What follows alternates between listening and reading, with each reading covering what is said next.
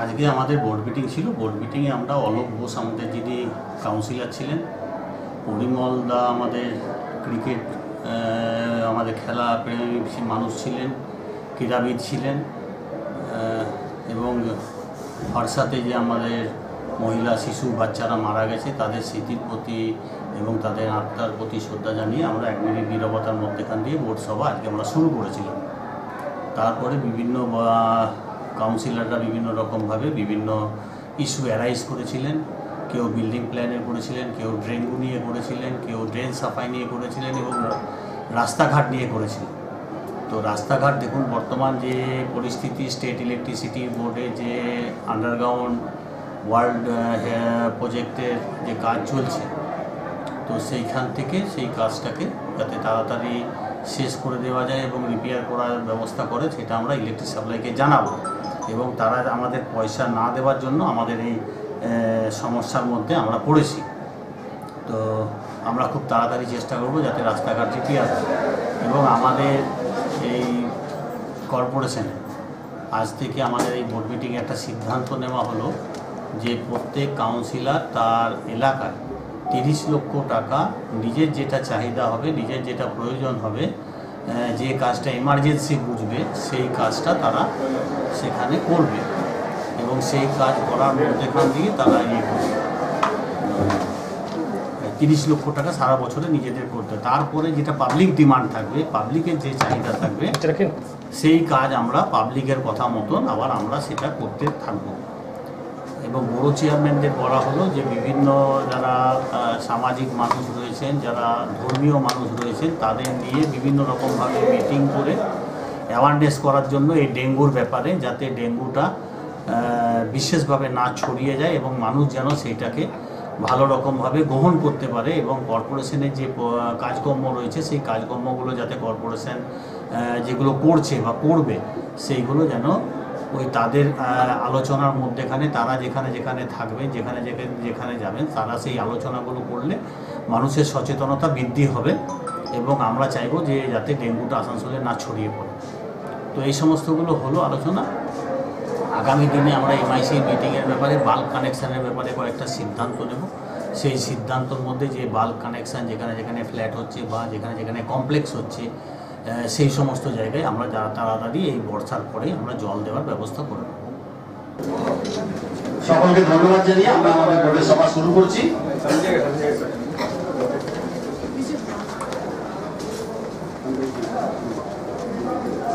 আমরা প্রথমে condolence meeting এর মধ্যেখান দিয়ে সভা শুরু করব।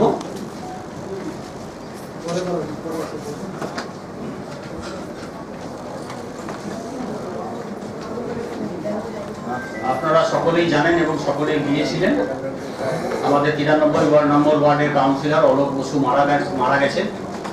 বর্তমান কাউন্সিলর ছিলেন, দীর্ঘদিন রাজনীতির সঙ্গে যুক্ত মানুষ, দীর্ঘ আন্দোলনের সঙ্গে যুক্ত মানুষ, বিভিন্ন আন্দোলনের সঙ্গে থাকা মানুষ। অলোক ঘোষ মারা গেছেন ওনার আত্মার শান্তি কামনার্থে এবং তার সঙ্গে জুলাই মাসের প্রথম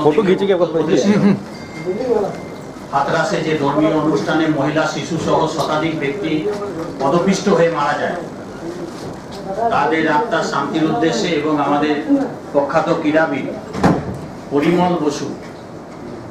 পরিমল বসু মারা গেছেন এবং তার সঙ্গে আরও যাদের যদি কেউ কারোর নজরে আছে বা জানা আছে বিশিষ্ট ব্যক্তি যারা মারা গেছেন সমাজের সঙ্গে যুক্ত, তাদেরও আত্মার শান্তি কামনার্থে আমরা 1 মিনিট নীরবতা পালন করব।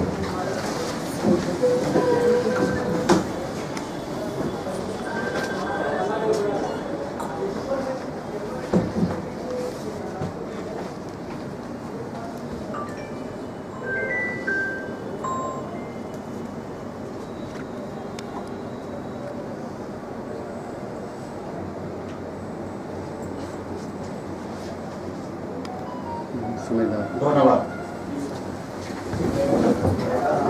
26/6/2024 তারিখে যে ভোট সভা গৃহীত হয়েছিল, 26/6/2024 যে ভোট সভা গৃহীত হয়েছিল তার সিদ্ধান্তগুলো আমরা পাস করলাম।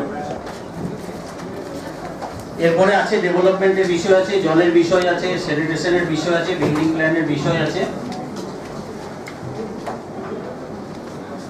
অ্যাকাউন্টসের আলোচনা নিয়ে বিষয় আছে, আবার একটা কোশ্চেনের ব্যাপার আছে। আমরা সেই কোশ্চেনগুলো আপনার প্রথমে আলোচনা করে নিই। প্রথমে আমাদের অনিমেষ দাস বলবেন আমাদের। আজকে আমাদের তো সেই বোর্ড মিটিংয়ে আমাদের ডেভেলপমেন্ট নিয়ে হয়েছে, আর সবচেয়ে বেশি যেটা এখন বর্তমান পরিস্থিতি রয়েছে সেটা হচ্ছে ডেঙ্গু।